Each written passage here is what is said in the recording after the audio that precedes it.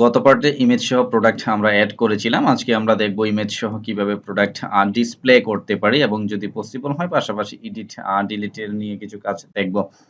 তো product display করার জন্য প্রথমেই আমাদের যেটা করতে হবে, এই ভিউ পেজটা আমরা যেখান থেকে রিটার্ন করেছি সেই ফাংশনটাতে আমাদের চলে যেতে হবে। তো আমি এখান থেকে যদি এডিটরে আসি, এসে এখানে অল প্রোডাক্টস যে ফাংশনটা ছিল এর মধ্যে থেকে কিন্তু আমরা আমাদের এই যে ভিউ ফাইলটা রয়েছে এটাকে রিটার্ন করেছিলাম। তো এখন এই ফাংশনটার ভিতরেই আমাদের কিছু কাজ করতে হবে।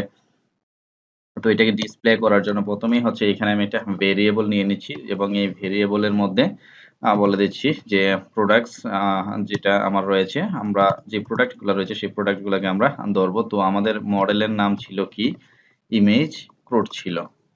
এটাকে ধরলাম, ধরে এখান থেকে আমরা অল মেথডের মাধ্যমে কি করতে পারি? সবগুলা প্রোডাক্টকে রিড করে ফেলতে পারি। তো এরপর আমাদের যেটা করতে হবে, দেখুন এখন এই অল প্রোডাক্টসটাকে যদি আমরা এখান থেকে রিটার্ন করি, রিটার্ন করে দেখি যে আমাদের প্রোডাক্টগুলা এখানে এসেছে কিনা সেটাকে আমরা একটু দেখি। এখান থেকে আমি রিটার্ন করলাম, করে যদি ব্রাউজারে এসে এটাকে এখান থেকে হিট করি, তাহলে দেখবো এখানে কিন্তু আমাদের টেস্ট প্রোডাক্ট এবং প্রোডাক্ট 2 টা প্রোডাক্ট ছিল আমাদের, সেই 2 টা প্রোডাক্ট কিন্তু চলে এসেছে।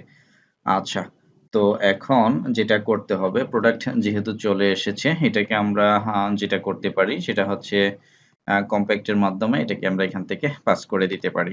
কম্প্যাক্ট, দেন এই ভেরিয়েবলটাকে আমরা এখান থেকে পাস করে দিলাম। দেন এখন এই ভেরিয়েবলটাকে কিন্তু আমাদের ভিউ ফাইলে ইউজ করতে হবে। তো আমাদের ভিউ ফাইল ছিল কোনটা? products.blade.php, এটা। তো এই ফাইলটাতে এসে এর যে টেবিল রয়েছে দেখুন এখানে, তো এটা ছিল আমাদের টেবলটা। তো আমরা এখান থেকে একটু নিচের দিকে আসি। টেবলে এসে এখানে যে টিয়ারটা রয়েছে এখানে, এই টিয়ারের উপরে আমরা একটা লুপ চালাই দিতে পারি।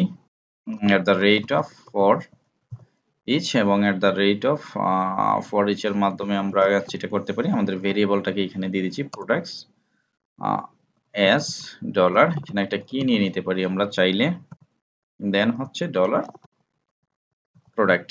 আচ্ছা, তো এটাকে কিন্তু আমাদের অবশ্যই কি করতে হবে, এখানে শেষ করতে হবে at the rate of and। তো এটা লুপ নেওয়ার পর এখানে আমাদের যে রোটা রয়েছে আমরা শুধুমাত্র এই রোটাকে কি করব, এখানে এই লুপের ভিতর আমাদের এটাকে দিয়ে দিতে হবে। দিয়ে এখন আমরা আমাদের ডেটাগুলোকে কিন্তু পেয়ে যাব। কিভাবে পাবো যদি একটু দেখি, এই যে এখানে যেটা আমরা রিটার্ন করেছি দেখুন, এই যে প্রোডাক্টের আইডি, নেম, ইমেজ, এই নেমগুলো ধরে কিন্তু আমরা প্রোডাক্টটাকে ডিসপ্লে করাবো।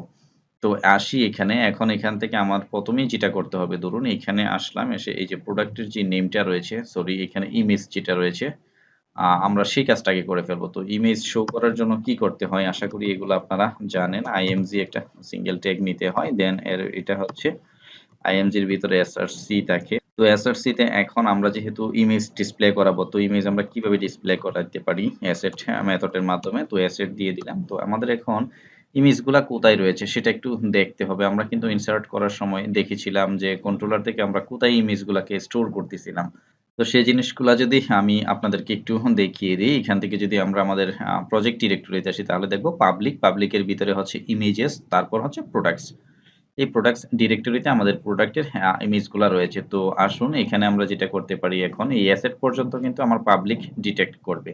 দেন পাবলিকের পর যেটা রয়েছে সেটা হচ্ছে আমার ইমেজেস, সেটাকে আমাদের এখানে দিয়ে দিতে হবে IMAGES ইমেজেস, দেন স্ল্যাশ হচ্ছে কি প্রোডাক্টস ফোল্ডারের নেম, দেন আরেকটা স্ল্যাশ দিতে হবে আমাদেরকে, দিয়ে এইখানে ডট দিতে হবে, ডট দিয়ে হচ্ছে ডলার আমাদের যে ভেরিয়েবলটা রয়েছে উপরে সেটা, দেন হচ্ছে এখানে ইমেজ নেমটা দিয়ে দিতে হবে।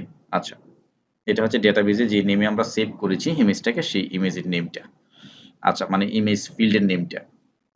তো এখানে ইমেজটাতে আমরা চাইলে একটা কাজ করতে পারি, ইমেজটা হয়তো বা একটু বড় আসবে এখানে, সেক্ষেত্রে আমরা চাইলে এখানে হার্ড কোড করে ছোট একটা স্টাইল দিয়ে দিতে পারি, STYLE স্টাইল, যেটা হবে কি এটার আমরা একটা ওয়াইডেথ বলে দিতে পারি।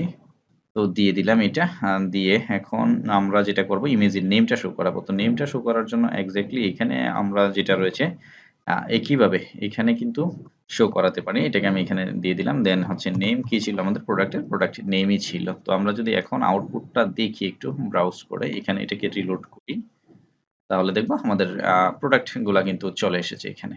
2 টা প্রোডাক্ট ছিল, 2 টাই কিন্তু চলে এসেছে। তো এই পাশে দেখুন আইডিটা 11 হয়ে রয়েছে। এখানে আমরা আইডি দেখাইতে পারি চাইলে অথবা চাইলে আমরা একটা র‍্যান্ডম নাম্বার দেখাইতে পারি সিরিয়াল ওয়াইজ। তো আমরা দেখি কিভাবে এটাকে আমরা র‍্যান্ডম নাম্বার দেখাইতে পারি। আসুন এখানে আইডির পরিবর্তে এটাকে আমি নাম্বার করে দিচ্ছি। দেন এইখানে আমরা যেটা করতে পারি, যেহেতু আমরা জানি আমাদের লুপগুলা স্টার্ট হয় 0 ইনডেক্স থেকে। সো এখানে আমরা যেটা করতে পারি KEY, এই কিতে আমাদের প্রথম ইনডেক্স কিন্তু 0 হবে। তো আমরা যদি এখন এইভাবে দেই এটাকে, তাহলে দেখুন কি হয়। আউটপুটটা দেখাই একটু। আসুন এখানে এই যে 0 এবং 1, তো আমাদের ইনডেক্স 0 থেকে স্টার্ট হয়। তো 0 টাকে আমরা 1 করে ফেলি, তারপর এটা 2 হয়ে যাবে। কিভাবে করব? আর সেখানে যেহেতু এটা আমার 0 থেকে স্টার্ট হচ্ছে, এটাকে আমি +1 করে দিচ্ছি। তাহলে সে 1 থেকে স্টার্ট হবে। দেন যখন আসবে তাহলে 2 স্টার্ট হবে, 3 স্টার্ট হবে, এরকম। তো আসলাম এখানে, হ্যাঁ, সেটাকে যদি আমি রিলোড করি তাহলে 1, 2 অর্থাৎ ২ টা প্রোডাক্ট আমার এখানে রয়েছে। তো ২ টা প্রোডাক্টই আমরা কি করেছি? ডিসপ্লে করেছি। তো এর পরের পার্টে হচ্ছে আমরা এডিটের কাজটা করে ফেলবো। আজকে এখানেই শেষ করছি। ধন্যবাদ সবাইকে। সাবস্ক্রাইব করে আমাদের সাথেই থাকুন।